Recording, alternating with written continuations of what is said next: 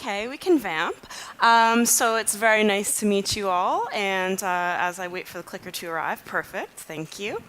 And I'll start with Tēnā koutou, tēnā koutou, tēnā koutou katoa. Thank you so much for having me here. Kia ora. My name is Joni Brennan. As mentioned, I'm the president of the DIACC. And I've really enjoyed participating in this conference over the last 2 days.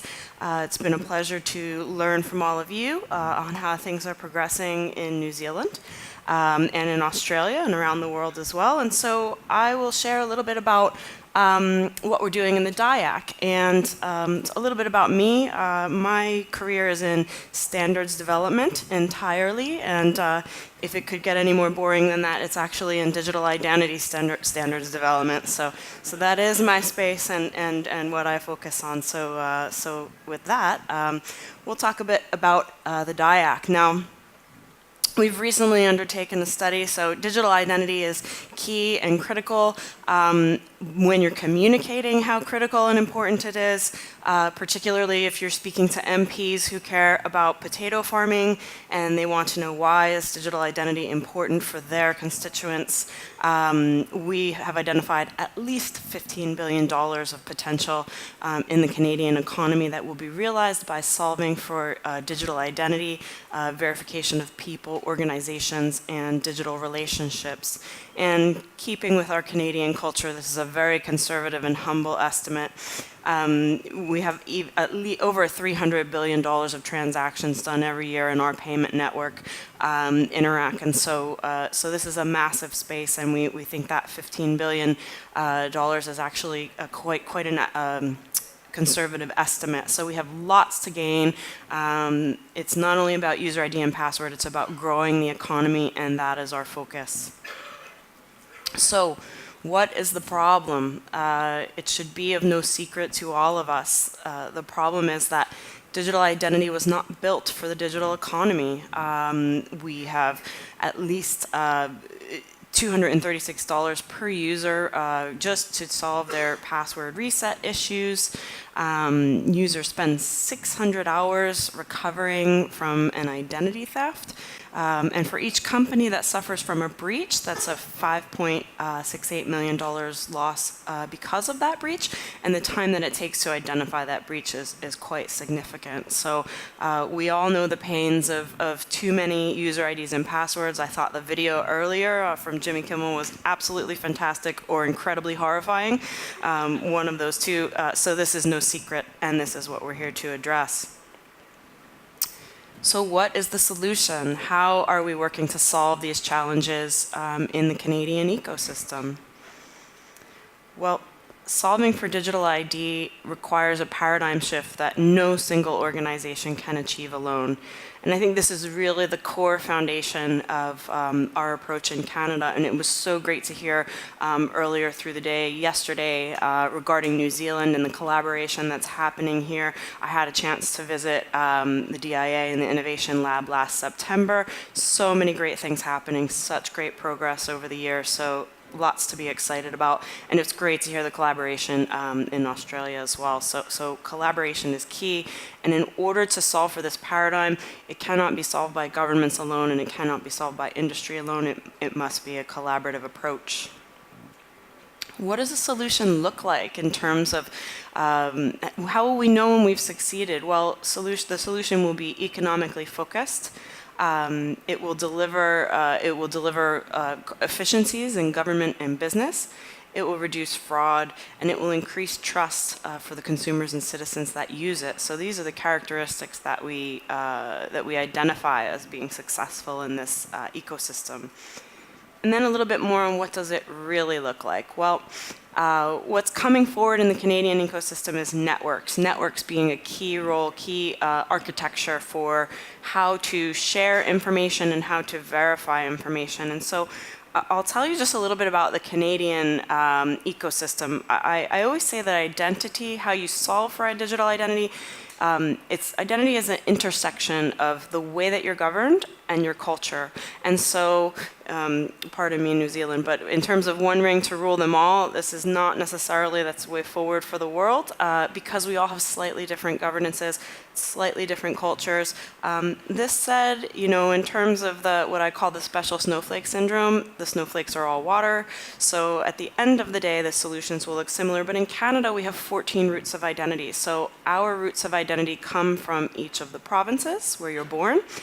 Or if you're an immigrant, they come from the federal government. And so, in fact, the federal government is not the central authority for our identity in Canada. It comes from these roots and needs to be fed into the federal government. So the idea of a singular digital identity is something that is not acceptable within the Canadian ecosystem. And so what we're working toward is a network and interoperable networks that will be able to have verified data requesters ask for particular attributes to be verified and attribute verifiers to provide that verification. And so you can consider that who is the right entity to say that I work for the DIACC? And you're all very trusting that you believed me today, so thank you for that. Really, it should be the DIACC who says that I work for the DIACC. It should be the province who asserts what my birthday is, or that I'm over a particular age. So moving toward a world of a network and interoperable networks where digital identity information can be requested and can be verified. Blockchain and distributed ledger can play a role here. Tokenization and verified claims absolutely plays a role in this space. So this is the world that we're moving to, and our payment networks are participating and our banks are participating, and so we'll see more about who's participating along the way. So we are developing this interoperability framework. We've just undertaken a revision for our landscape and view on the world. There are 3 core approaches for the framework that we're reviewing. This is business process interoperability, legal interoperability in terms of policy, and technical interoperability. And so in this approach, what's, I would say, unique and very interesting that we appreciate is that we have governments and private sectors sitting together at the same table, rolling up sleeves, identifying where they can each contribute to this ecosystem and what type of value they derive out. And so through that BLT of interoperability, that's our approach, and our principles being that the solutions must be simple, they must be secure, and they must prioritize privacy by designs. Canadians will accept nothing less. So what does this look like in terms of the construct? Well, we have the notion of verifiability for people, organizations, and relationships, as well as how those people, organizations, and relationships interact with devices. So if you consider identity solving for who I am, that's a singular piece of the picture. It's important to know, who do I represent? Who do I work for? What are my relationships? And what is that context? And so this is the scope of which that we're working to address these challenges for the interoperability of these networks. We're doing this through a set of standards. This is our phase 1 approach, and we'll have more on this to share with the public as we move into the fall. And what you see here is, I would say, collaboration with a big, big C. We talk a lot about collaboration, and so I really applaud the governments and the private sector in this room who are working to collaborate together. I like to say that it's a learning journey. That might be political speak. But it is a learning journey, in fact. And so, be ready and willing to have those conversations. Be ready and willing to adjust your positioning as you move along, as you learn from each other. And so that's what we've been doing, and we've been getting great results. So this is really easy to solve, right? We can solve for digital identity. We can stop people from having to manage hundreds of passwords. I have easily 200 passwords that I manage with a password manager. It's awful. So it's easy, right? We've identified the problem. We've identified we need to collaborate with the public and private sector. And we've identified that we need to have economic benefits to make this all move forward. We all have to derive value. Well, there is no free lunch. And collaboration is challenging. So I always like to say that I really am floored when I think about the design and the work and the collaboration that has gone into making things that seem very simple very easy for me and have removed that complexity for me. I love the 9 hours of meetings to fight over the bendiness of the lamp. This is a thing that can really happen. So we can't remove complexity from systems, but we can move them away from users, and that should be the goal. We can enable our citizen consumers to start businesses and not deal with so much of the red tape of the bureaucracy. We can enable people to have more trustworthy transactions online, and that takes collaboration, and that takes sustained and significant effort of your stakeholders. So what are the benefits, and how does this look in motion? Well, we need to have benefits for the individuals. We need to enable individuals to have access to manage their data and empower them. And so one of the things that we learned in our Canadian journey is that it was important to help governments to realize that we're not just talking about how do I log into government, how does government identify me to deliver a service. We're not just talking about how do I log into a business. We're talking about a renewed data strategy for Canada. We're talking about recognizing that governments are developers and aggregators of data about us. They create data about us that we should be able to use in the economy and in the ecosystem. Just the same as banks and telcos also create and manage data about us. We need to have access to that data, and we need to get it into an ecosystem that we can use securely, simply, and with privacy by design. So this was a big shift in thinking. So this is not only login, this is a new data strategy for Canada, and that was a journey to learn, and that is what will empower and benefit the individuals within the ecosystem. And the role for organizations, we need to focus on the public and the private sector, and I encourage you all to do this, is identify that area of mutual interoperability for both the public and the private sectors. You all have something to offer, and you all have something to gain, and your citizen consumers will be the beneficiaries of that interoperability, that mutually beneficial interoperability. And these solutions deliver impactful use cases. Right now in Canada, so I'm not a payment expert, as I note, and I'm not a mobile network operator expert. I'm an identity-focused person. So I get to learn about all the details of payment networks and mobile networks from all of you guys. But identity is the horizontal that cuts across every industry, every sector, and will impact every person's life. There are many impactful use cases, from land and title registries to starting a business to immigrating. We happen to be in the news a little bit right now because we've legalized marijuana, so now we're all figuring out how to develop and deliver marijuana and age verification. Lots of fun. So identity is in every challenge and in every opportunity, and if we can solve for this horizontal, then we can supercharge the economy and we can deliver better benefits to our citizens and our consumers. So what's this big C collaboration? How do we achieve this in real life? So this is where the DIACC comes in. And our focus in the DIACC is to set that space for that industry collaboration, that space where the public and the private sector can work together, can debate, can develop approaches and test those approaches out with each other, and then share those approaches with the world. So having a forum where you can connect these partners and identify what are the resources that are needed, how can we share those resources, where do we best contribute into this ecosystem, and where do we best gain value out. That is an incredibly important piece to focus on, and so we've been lucky to have that with the DIACC in Canada, and to do that to deliver benefits for Canadians at the end of the day. And how did we get this DIACC? How was DIACC created? In the global financial crash back 2008-2009, the Minister of Finance, Minister Flaherty, recognized that we needed to review Canada's payment system. So it all comes back to payments. You guys are very important. It all comes back to payments, and we had a very strong payment network system, and how do we make sure that it was the most innovative that it could be, and it was delivering the best opportunities for Canadians. They created an electronic payment system task force that was comprised of members of the public and the private sector, and that task force, the very first thing they recommended in their report was that to have the best payment network, you needed a digital identity and authentication framework.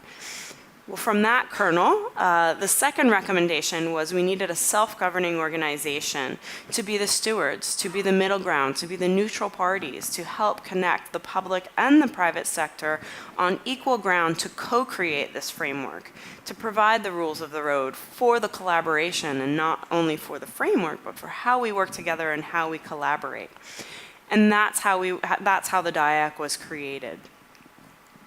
And because of that electronic payments network focus, that's why our focus has always been rooted in economic benefit and economic opportunity, and we're very glad to see others are recognizing that importance as well. So how do we achieve this? Well, we focus on interoperability. That's where our Pan-Canadian Trust Framework is being developed. We focus on innovation. I always say that the framework is, where the ugly work happens. It's the long-term strategy for your economy and for your country. Where the innovation happens, that's in our innovation track. That's where we get to do great proof of concepts, applied research, and show the near-term wins and where the impact is.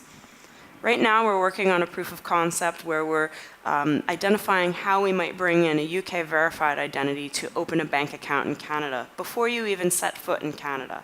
And the learnings that we're having out of that are many. And so while we're excited to talk about the successes that we have, we also learn from where we don't have success. And something that we've recognized is that digital identity is not widely understood by regulators. It's not understood by bankers or governments, in fact. And so we need to get to a place where we recognize that while that passport, that hard card, that hard identity card that we have is something that we all know and we understand, our digital identity is, in fact, can be much, much stronger, pulling from multiple data sources in real time, over time. So this is a concept. These are concepts that we're learning out of these proof of concepts in the sandbox of the innovation group. And then finally, working within the outreach. So as I mentioned, digital identity is a very hard topic to communicate to your constituents. It can be. So focus on the economics. Focus on what the narratives and the messages are for who you're speaking with. What is going to resonate the most with them? How are you going to impact them? And that's how we delivered the economics of identity study, where we got the 15 billion conservative number. We think it's much more than that. We worked with our members, Consult Hyperion, with our members across the public sector and the private sector to identify the need for this study so that we could communicate to those influencers who shouldn't be necessarily identity experts, but to help to make the decisions that are needed to make around the strategies where digital identity will impact the lives of your citizen consumers. So people always ask me, well, why? Why do we need to collaborate, or how do we achieve this collaboration? Well, collaborating is a great way to amplify your investment. And so if you think about the investments that you make, whether you're a government department or ministry, or whether you're a small to medium-sized business or a global enterprise, a coordinated and collaborative effort will beat a solo effort every time. You can amplify your strategies, you can amplify your learnings, you can connect with each other and identify opportunities. You can do the talking that needs to happen, followed on by the action that must follow to prove the real-world value of what we're doing. This is how we identify the opportunities for the proofs of concepts and the applied research. So don't underestimate the power of the collaboration, and not only to identify your opportunities, but within your organization. So help your managers to move ahead faster by connecting with their peers and partners from around the world. Help to understand what your customer needs are and target your solutions for those customer needs. Help to make sure that your suppliers, whether that's from the private sector or otherwise, help to make sure those suppliers understand what you need from them to provide to you in terms of a digital identity solution. The best way to make this world move forward and move forward with speed is by collaborating often, collaborating every chance that you get, and then sharing those results out with the world and finding more opportunities to move ahead together. So we are a growing, collaborative organization. We have strong participation from the banks within Canada, from the payment networks, from Payments Canada as well. We have uniquely, I would say, governments from the federal, provincial, and territorial governments that sit together, work hand in hand, roll up sleeves to develop and deliver this framework. to develop and deliver the proofs of concepts that are necessary. And this community is, I would say, this is the powerhouse of how we're getting the Pan-Canadian Trust Framework delivered and evolved over time. One thing I want to point out as well is that your work will not be done. The speed of technology continues to move forward. We always have a new shiny thing to focus on, whether that was cloud in the past, whether that's blockchain now, or something else tomorrow. There will always be something new and new ways that your customers and your citizens will interact. So developing your framework, developing your collaboration is the first step. It's not the final step. This will be a journey, and your customers and clients need you to work together to make sure that you have the best approaches. And one thing that's not represented in this slide is, I would say also, academia. Make sure you connect with your research organizations. Make sure you connect with your universities. They have some of the best examples of identity federation with some of the lowest liability. They have a natural need to share information, and you can learn a lot in the private sector from collaborating with universities. They're doing some of the greatest work around blockchain and what that means in reality. So working with your public and your private sector, but take the time, connect with your universities as well. And one of the things that I'm excited about as well is that we've been working with universities in North America, in Canada, and in the US to help identify what are those research opportunities. And we've just worked on a liaison with a new organization called ID Pro, which is the world's first Identity Professionals Association. We recognize that there is no curriculum for students coming through to be ready for the field, to meet the demands and the needs of the Identity Professional Association and how that will help the payments industry and the mobile network industry and the finance industry. So we're working with ID Pro to help develop what that curriculum can look like, that multidisciplinary curriculum. So not only do we have the collaboration that we need for today, but so that we're preparing our students to meet those needs and to drive the solutions of tomorrow, to ensure that we're prioritizing inclusion. For example, Women in Identity is a Twitter handle that you can follow, making sure that we have inclusion of women and diverse representation. So in closing, collaborate with your partners, realize that it's going to take sustained and significant commitment. You'll be doing the best service for yourself, amplifying your impact, amplifying your investment in your organization, and empowering your citizens and your consumers. And work to make sure that you have that diversity to have the best solution at the end of the day. And I guess the last thing I would leave you with is Canada is a federation. We are 13 provinces and territories that come together to create Canada with one federal government. Identity federation is what we do. It's in our DNA. So collaboration is something that's very natural to us. It's not only hockey and beer all the time. So I invite you, if you're interested in the Canadian landscape, come talk to us. Come follow me on Twitter. We'll get in touch with you. We're building a Canada first approach, just as we encourage you to build a New Zealand first approach and an Australia first approach. But building a Canada only approach is a failure. This is a global digital economy, and so being international and collaborating internationally is being Canada first. So if you'd like to collaborate more with the Canadian ecosystem and the Canadian economy, please do reach out to us and we'd be very happy to talk to you. And thank you again so much for Payments New Zealand for having us, and thank you all for being so welcoming. And our weather in Vancouver is quite the same, opposite time of the year, so don't worry, I feel very at home with the cold and the rain. Thank you, everybody.